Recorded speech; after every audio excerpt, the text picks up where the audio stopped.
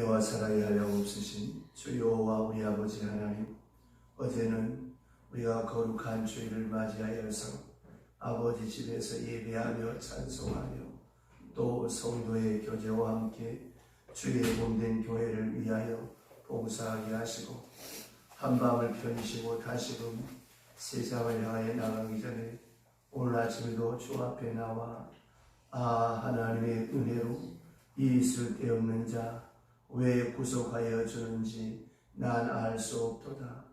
내가 믿고 또 의지함은 내 모든 형편아 하시는 주님, 늘 보호해 주실 것을 확실히 아네. 노래하며 찬송하며 고백하며 이렇게 하루를 시작할 수 있도록 부르시고 인도하심을 감사합니다.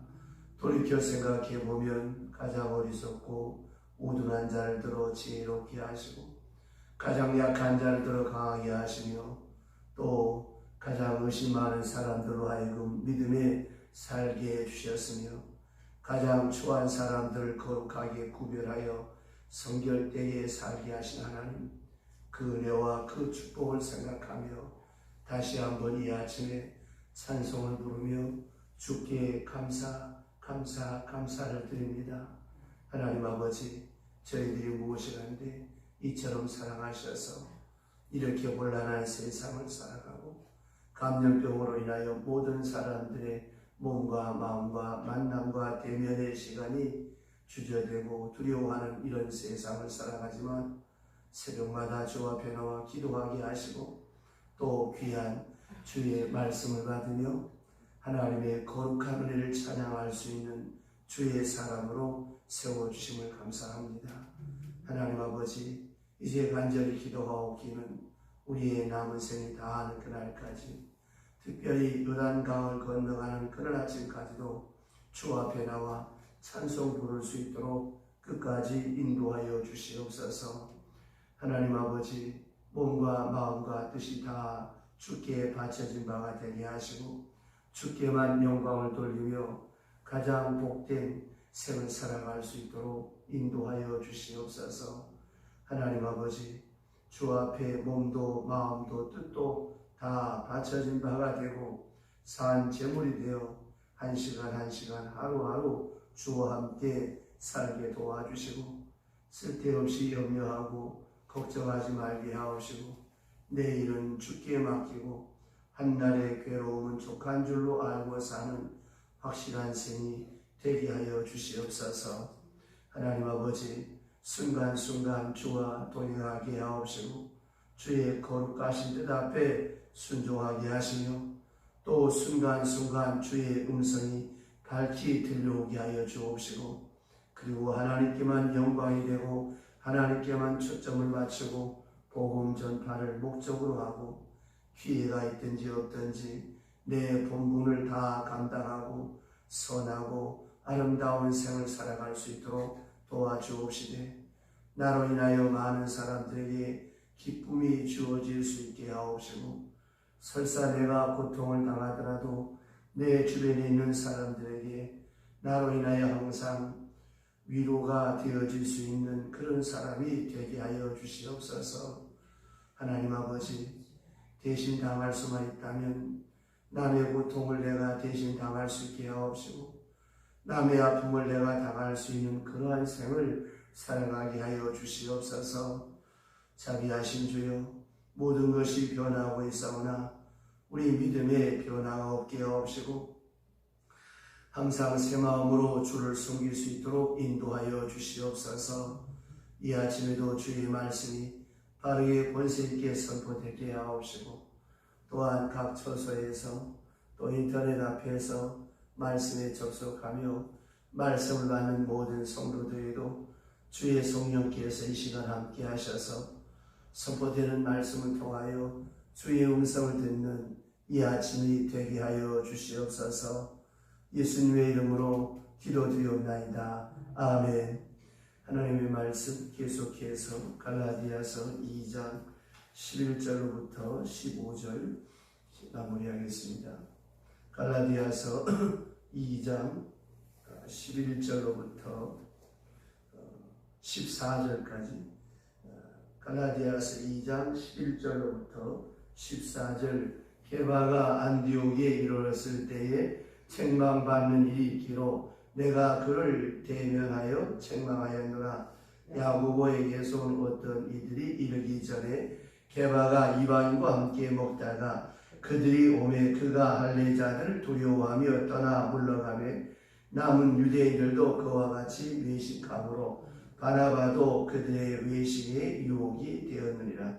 그러므로 나는 그들이 복음 진리를 따라 바르게 행하지 아니함을 보고 모든 자 앞에 게바에게 이르되 내가 유대인으로서 이방인을 따르고 유대인답게 살지 아니하면서 어찌하여 억지로 이방인을 유대인답게 살게 하려 하였느라. 아멘.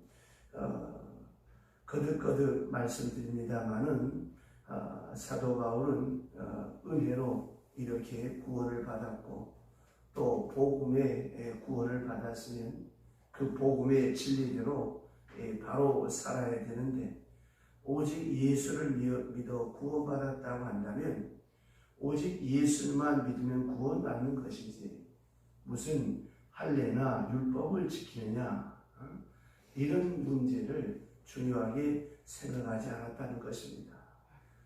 그래서 이미 드린 말씀입니다만은 우리 개신교에서 우리 신교에서는 이 십계명을 소중히 여깁니다. 그러나 우리의 율법적 행위로 선하게 살고 깨끗하게 살고 진실하게 살고 다 중요합니다. 하지만 이것은 구원과는 관계가 없다고 하는 것을 잊지 말아야 합니다. 왜냐? 구원은 오직 믿음으로 구원 얻는 것이고 이 구원을 얻었으니까 하나님의 뜻이 거하고 하나님이 우리에게 복을 주시는 길이 계명이 있기 때문에 그러므로 우리가 구원받은 하나님의 자녀로서 이 계명을 이 율법을 지켜나가는 것이지 결코 율법을 지켜서 구원받는다 하는 그런 생각을 해서는 안 되는 것입니다. 때로 보면 남보다 율법도 더 잘 지키는 것처럼 나타나는 사람들이 하나같이 교만하고 이 신앙에 근본적으로 문제가 있습니다. 그래서 자기만 못한 사람을 멸시하기도 하고 또 자기가 좀 더 잘 믿는다고 교만하기도 하고 이렇게 사람이 안하분이 되어지기 쉽다는 것입니다. 그래서 어거스틴이 그런 유명한 말을 했습니다. 차라리 죄를 지으면서 겸손하는 것이 낫지 의롭게 살지 못하면서 의롭게 사는 것처럼 자만하고 교만하는 것보다 낫다 그랬습니다. 아마 종종 여러분들이 하나님 앞에서 이것이 무엇을 의미하는가 아마 체험적으로 느낄 때가 있습니다. 좀 더 의롭고 다른 사람보다 좀 더 열심히 나오고 좀 더 깨끗하고 좀 더 선한 일을 한다고 해서 이게 무슨 하늘나라 올라가는 사닥다리인 줄 이렇게 착각하는 사람들이 많습니다. 이거를 항상 조심해야 되는 것입니다. 우리가 율법을 지켜야 됩니다. 지켜야 되죠. 그러나 구원받기 위해서 지키는 것이 아니고 구원론 입장에서 지키는 것이 아니라 이것은 아까 말씀드렸던 것처럼 구원받은 자로서 지키는 것뿐이고 이것이 하나님의 뜻이고 좀 더 나가서 그 계명을 지키게 하는 것은 우리로 하여금 자유하게 하고 우리로 복되게 하는 길이 거기에 있기 때문에 지키는 것이지 이것을 지켜서 구원받는다라고 하는 것은 아닙니다. 예를 들면 교통법규를 왜 지킵니까? 그 교통법규가 있으므로 내가 그 법규로부터 보호를 받는 거예요. 그것처럼 내가 구원받은 하나님의 자녀니까 하나님이 내게 말씀하신 그 말씀을 기쁨으로 감사함으로 지켜나가는 거예요. 그런데 오늘 본문에 보니까 이제 이 베드로가 안디옥에 갔다는 것입니다. 베드로의 미션 필드 그 선교지가 바로 예루살렘이고 그 그가 활동하는 중심지가 예루살렘이고 또 이방 선교의 중심지가 안디옥인데, 여기는 어디까지나 바울이 이 안디옥의 중심 인물이고 예루살렘에는 베드로가 중심 인물이죠. 그런데 어떤 때 이제 이 베드로가 안디옥 교회를 방문했습니다. 이 베드로가 여기 이방 땅 선교 중심지 안디옥에 갔을 때 거기서 이제 교인들과 식사를 하게 됐는데 다 이방인이잖아요. 이방 사람들과 같이 이렇게 한참 식사를 하는데 아주 유대에 경건한 사람이 들어왔습니다. 경건한 유대주의자가 들어오니까 베드로가 아이쿠야 하고 겁이 나서 벌떡 일어나서 나가버렸단 말이에요. 밥 먹다가 말고. 그렇게 됨으로써 많은 사람에게, 이방 사람에게 상처가 되었다는 겁니다. 특별히 이방 사람들, 이것은 기독교의 대표자요 대사도인 베드로가 우리 이방 사람을 이렇게 무시하는 거 아니냐, 낙심이 되고 또 다른 유대인들도 흔들리게 되고, 오늘 성경에 보시면 이 바나바까지 이렇게 흔들렸어요. 바나바는 덕이 많은 사람입니다. 덕이 많은 사람이 좋기는 한데 가끔 좀 이렇게 시원치 않은 때가 있어요. 분명하지 못하고 용기가 부족하고 선명하지 못해요. 왜냐하면 다른 사람들한테 싫은 소리 들을까봐 다른 소리를 못하는 이런 결정이 있습니다. 그래서 오늘 본문에 보시면 바나바까지 흔들렸다고 했습니다. 그러면 어떻게 이렇게 되었는가 하면 베드로가 확고한 신학이 정립되지 못했기 때문입니다. 이래서 같은 신앙이지만 여러분, 공부를 많이 한 사람의 신앙과 공부 없는 사람의 신앙이 같은 게 아니다라고 하는 겁니다. 베드로가 아무리 예수를 바로 믿었다라고 하더라도 어떻습니까? 바울만 못하지요. 왜냐하면 바울은 이것을 신학화하는 그런 능력이 있었거든요. 베드로는 어부였기 때문에 분명하게 믿고 확신하긴 하지만 이것을 신학적으로 체계화하지 못했고 다른 사람에게 설명하고 증거하는 데 있어서는 바울만 못하죠. 그래서 공부 많이 한 사람이 예수 믿는 거, 이거 아주 중요한 것입니다. 선교적 가치로서도 아주 중요한 거예요. 자, 왜 그러냐면 이런 지적 능력이 없으면 말씀을 깨닫는 능력도 없고 말씀을 생활화하는 능력이 부족해서 항상 어떻게 되느냐, 감정 주도적인 그런 신앙이 되어버리고 맙니다. 자, 여기 보면 확고한 믿음을 가지려면 먼저 계시를 받아야 되겠죠. 하나님과 나와의 관계의 이 계시성이 중요하고 그 다음에 성경 지식이 중요합니다. 성경을 많이 읽어서 성경 몇 장 몇 절에 어떤 사회, 어떤 사건에 비추어서 이건 이렇다, 이렇게 성경적으로 설명할 수 있는 그런 해석 능력을 가지고 있어야 되는 것입니다. 이게 중요한 거예요. 또 하나는 체험이 있어야 됩니다. 그러니까 자기 생활 속에 체험해가지고 확고한 믿음을 가지고 나가면 신앙에 흔들림이 없는 거예요. 자, 첫째가 계시가 중요하다고 했어요. 두 번째가 성경을 많이 알아야 해요. 그래서 우리가 성경 공부를 하고 교회마다 다르겠습니다만 수요일은 주로 다 강의 설교를 하잖아요.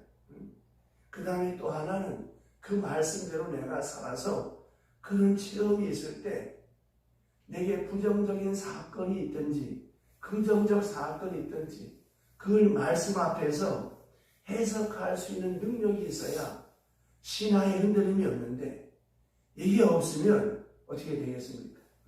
신앙이 흔들린다는 거예요. 그런데 베드로는 이런 점에서 사도 바울만 못합니다. 그리고 신앙에도 또 하나 문제는 믿음과 자기가 처한 이 관성이라고 하는 이 습관이라고 하는 것이 있습니다. 그건 다시 말하면 믿음과 문화의 관계입니다. 내가 어떻게 살아왔나 하는 그런 문화, 그런 소셜 컬처, 자기 삶, 이 개인적인 이 관성이 있고 신앙이 있는데 이 두 관계를 바로 정립해야 되는데 베드로가 아직 여기에 미치지 못했단 말이에요. 그래서 이방 사람들은 이렇게 살아왔고 이방 사람으로 예수를 믿었을 때 이렇게 해야 된다라고 하는 확실하게 자기 나름대로의 교리가 있어야 되는데 그것이 없었어요. 왜 없느냐? 베드로는 유대 사람으로서 예수를 믿다가 보니까 거기에 습관화되고 문화화되어 버리고 의뢰이 당연히 그래야 되는가 보다 했는데 이방 다른 상황 속에 나와서 이렇게 부닥치니까 그만 여기서 펑크가 난 거예요. 여기서 그만 바르게 해석하지 못하게 되었단 말입니다. 이제 불확실성이 돌출하게 됐다는 거예요. 그래서 결국 본이 아닌, 본이라고 하긴 어렵지만 본이 아닌 위선자가 되어버렸어요. 그렇잖아요. 이방인들이 그리스도의 이름으로 환영해서 당신들도 다 같은 그리스도인이요 예수의 이름으로 예수 이름 아래 우리는 다 하나입니다 하고 앉아서 같이 식사를 하다가 이 유대 사람이 오니까 벌떡 일어나서 겁이 나와서 나가버렸어요. 나가버리면 어떻게 되겠습니까? 그래서 오늘 본문은 대단히 중요한 의미를 가집니다. 오늘 본문에 나타난 이 식사, 이거는 뭐와 같은가 하면 사도행전 2장 46절에 보면 모일 때마다 떡을 떼었다고 했습니다. 우리는 지금 보통 식사하는 일이 있고 성찬식이 따로 있지 않습니까? 이렇게 식사와 성찬 예식이 딱 구별되게 이렇게 체계화되었지만 초대교회 당시는 그렇지 못했다는 거예요. 그래서 식사할 때마다 이 성찬식을 하고 성찬을 할 때마다 식사를 했습니다. 이게 이제 섞여 돌아가거든요.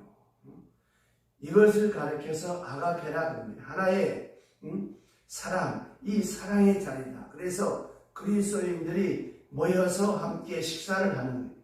식사를 하면서 사랑의 교제와 친교를 나누고 또 이어서 성찬식을 했다고 하는 것입니다. 한국교회에 처음 복음이 전파될 당시에는 술, 담배를 다 했어요.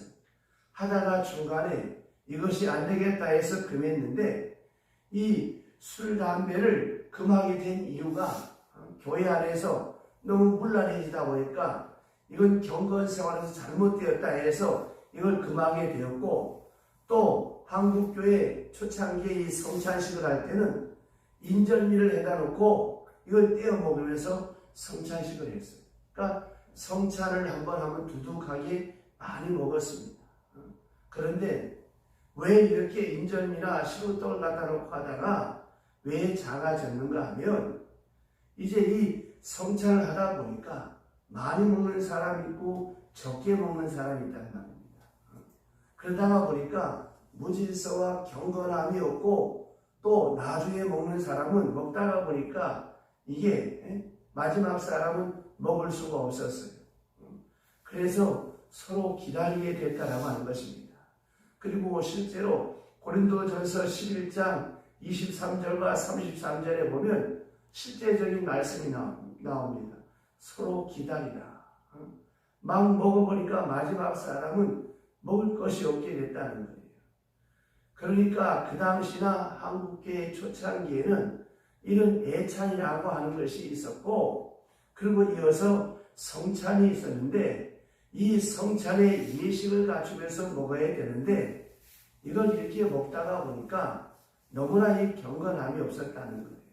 그래서 지금처럼 이렇게 작은 포도주 잔에 작은 전병을 만들어서 이렇게 나누기도 하고 또 보통 교회에서는 카스테라를 가지고 이걸 기념하는 예식을 하게 되었습니다. 어쨌든 이 베드로가 지금 이렇게 앉아서 먹다가 유대 사람이 들어왔거든요.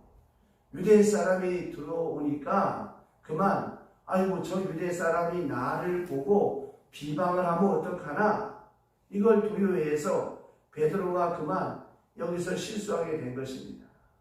특별히 이 유대 사람들은 아주 협소한 선민의식을 가지고 자기 스스로만 거룩하고 자기들만 깨끗하고 자기들만 의롭고 자기들만 하나님의 백성이라고 생각하면서 이방 사람들이 이 예수를 믿는다면 할례를 받고 유대 사람이 일단 되어서 개종해가지고 그 다음에 예수를 믿고 유대 사람이 지키는 율법을 함께 지켜야 한다. 그렇지 않으면 구원을 못 받는다. 이런 생각을 했거든요. 그래서 그 말을 하게 된 이유가 바로 자기 우월감을 나타내기 위해서 내가 너희보다 먼저 믿은 선배다. 우리가 너희 이방 사람보다 더 위에 있다. 이런 자만과 교만이 앞섰다고 하는 것입니다. 그래서 이스라엘 사람들이 다 무시하게 되어서 절대로 이방 사람과 같이 앉아서 먹지도 않고 사업도 하지 않고 여행도 가지 않는데 이런 풍속 속에 살아왔거든요. 그런데 그만 이 베드로가 이방 땅인 안디옥에 가서 이렇게 함께 앉아서 식사를 하게 되다가 경건한 유대 사람이 들어와서 보니까 얼마나 민망했겠습니까? 그래서 벌떡 자리를 차고 나갔다고 하는 것입니다. 이게 다 뭐예요? 선민이랑 우월의식 때문에 그런 것입니다. 여러분, 이 기독교가 초대교회부터 이렇게 힘있게 온 세계에 복음이 전파되는 것 가운데 가장 결정적인 문제가 무엇인가 하면 이 노예를 사람으로 취급했다고 하는 거예요. 특별히 여기서 우리가 깊이 생각해야 될 것은 모하메드라고 하는 회교가 있죠. 이 회교와 기독교 사이에서 왜 기독교가 회교한테 먹혔는가 하면 그 이유는 간단합니다. 기독교가 국교가 되면서 온 세계를 지배하게 될 때 이제 그만 교만해져 가지고 기독교가 귀족화되었습니다. 그래서 그 당시 기독교인들은 노예를 여전히 학대했어요. 사람 대접하는 것처럼 했지만 일부였고 점점 이 기독교가 로마의 국교가 되어질 때 이 노예를 학대할 때 이 회교, 이 모하메드는 노예를 사람 취급했다고 하는 것입니다. 그러니까 기독교에서는 노예를 천대했지만 이방 사람도 받아주지 않았지만 이 회교도들, 이 모하메드는 노예를 사람으로 취급하지 않는 그런 시대에 이 회교에서는 노예와 남자와 여자, 부한 자, 가난한 자 전부 다 한 자리에 모여서 성찬을 하겠다는 것입니다. 이것이 회교가 이제 세계적인 종교가 되는 그런 사건이 되어졌습니다. 오늘 본문에 보시는 대로 이 베드로가 이방 사람하고 좋은 마음이었죠. 자기 딴에는 자, 그리스도 안에서 하나입니다. 한 형제입니다. 같이 식사합시다. 여기까지는 참 잘했어요. 특별히 사도행전 10장에 보면 고넬료의 집에 갔던 일이 있죠. 그때 유대 사람들이 없으니까 그런지 몰라도 이방 사람 고넬료 집에 가서 규례를 어기고 거기서 자고 먹고 마시고 새해까지 죽었어요. 이렇게 했던 베드로였는데 오늘 이방 땅에 와서 자 12절 보시죠. 12절 다 같이 큰 소리로 시작. 야고보에게서 온 어떤 이들이 이르기 전에 게바가 이방인과 함께 먹다가 그들이 오매 그가 할례자들을 두려워하여 떠나 물러가매. 자, 이 야고보에게 온 어떤 사람, 유대 사람을 말하는데 그를 두려워했다고 했어요. 식사하다가 유대 사람이 들어오는 걸 보고 두려워했습니다. 왜? 저 유대 사람이 가서 얼마나 또 나를 비방할까? 베드로가 타락했느니 어쩌니 저쩌니 뭐 얼마나 말을 많이 할까? 눈으로 직접 이방 사람하고 식사하는 것을 그 경건한 유대 사람이 봤으니까 얼마나 나에 대한 비방이 많을까 싶어서 베드로가 벌떡 일어나서 자리를 피하게 되어질 때 이방 사람들이 얼마나 무한해졌습니까? 또 이렇게 되면 대사도 베드로가 이렇게 되니까 많은 율법주의에 심취되어 있던 그리스도인들, 예수 믿는 유대인들이 또한 흔들리게 되죠. 그래서 오늘 성경에 바나바까지 흔들렸다고 했습니다. 이렇게 악 영향을 미쳤어요. 그러니까 보세요. 예수 믿는 경건한 그리스도인 한 사람의 자세가 참 중요합니다. 그래서 바울은 내가 고기를 먹어서 사람들이 시험에 든다면 난 고기를 안 먹겠다 그랬잖아요. 그러니까 저와 여러분의 분명한 신앙적 자세가 바로 되지 아니하면 많은 사람들에게 시험거리가 됩니다. 보세요. 베드로가 흔들리니까 모두 다 같이 흔들리고 말잖아요. 그러니까 한 사람의 믿음의 사람이 참 중요한 겁니다. 여러분, 먼저 믿었다고 하는 것이 벼슬이 아니고 자랑이 아닙니다. 먼저 믿었기 때문에 뒤에 믿는 사람이 나를 보는 거예요. 내가 기쁜 일을 만났을 때, 내가 슬픈 일을 만났을 때, 내가 어떤 자세를 취하나 내 뒤에 사람이 다 보는 거예요. 어려운 공공한 환경에 처했을 때 내가 어떤 자세를 취하는가 사람들이 나를 보는 거예요. 목회자인 제가 어떤 조금 기분 좋은 일이 있다고 기고만장해지고 교만해진 말이 되겠습니까? 또 어떤 안 좋은 일이 있다고 풀이 죽어갖고 낙심하고 절망하면 되겠습니까? 어떤 환경에 있었는지 예수 믿는 사람의 멋으로, 그래서 내가 어떤 어려운 일을 당했을 때 나를 위로하러 오는 사람들이 오히려 초연하고 당당한 내 모습을 보고 위로받고 갈 수 있는 사람이 되어져요. 아이고, 저분이 어떻게 저걸 저렇게 잘 극복하나, 오히려 감동을 줘요. 근데 반대로 같이 울고 불고하면 뭐가 되겠습니까? 무슨 덕이 되고 무슨 유익이 되겠습니까? 보세요. 이렇게 대사도인 베드로 한 사람 때문에 이렇게 이방 사람들이 흔들리고 경건한 유대 사람들까지 흔들리게 됐다라고 하는 것입니다. 그래서 말입니다. 어떤 자리에서든지 저와 여러분의 신앙 고백이 바로 되어지고 바른 믿음의 자세를 가져야 되는 거예요. 욥을 보세요. 그 극심한 환난에서 하루아침에 10남매가 죽지요. 도적대가 와서 재산을 강탈해가지고 부인 맞아 저저 도망가지요. 자기 몸에 병이 들었죠. 그런 가운데 얼마나 괴로웠으면 우리 어머니가 왜 나를 낳았던가, 왜 내 입에 젖을 물렸던가, 그렇게 괴로워하면서 끝까지 흔들리지 않잖아요. 참 어려운 시험이지만 이걸 잘 극복했어요. 그래서 하나님께서 무언에 갑자기 보고셨습니다. 여러분, 축복이나 은혜는 그냥 주어지지 않아요. 하나님이 반드시 시험을 통해서 흔들어 놓은 다음에 정말 이걸 감당할 수 있는 사람인가 본 다음에 하나님께서 보고시는 것입니다. 성경의 모든 믿음의 족장들의 삶을 보세요. 아브라함에게도 여러분 얼마나 극심한 시험이 있었습니까? 이삭에게도 모세에게도 야곱에게도 누구에게 다 마찬가지입니다.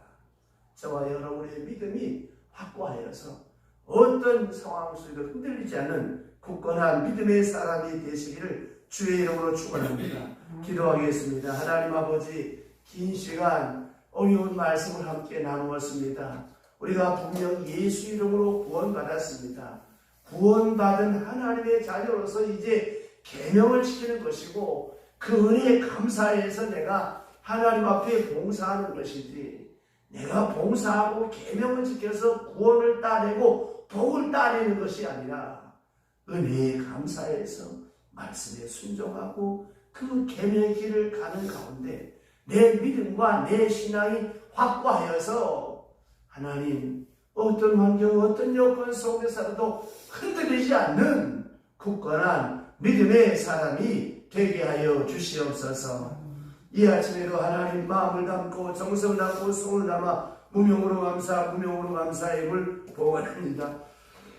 쌓듯이 예물 드려 기도하는 마음의 소원을 주께서 하시오매 하나님 이 예물 금양하시고 그 마음의 소원을 이루어 주시옵소서. 말씀과 함께하기 시작합니다. 이 한 주간이 복된 한 주간이 되게 하시고 좋은 소식이 있어지게 하시고 승리하는 한 주간이 되게 하여 주시옵소서.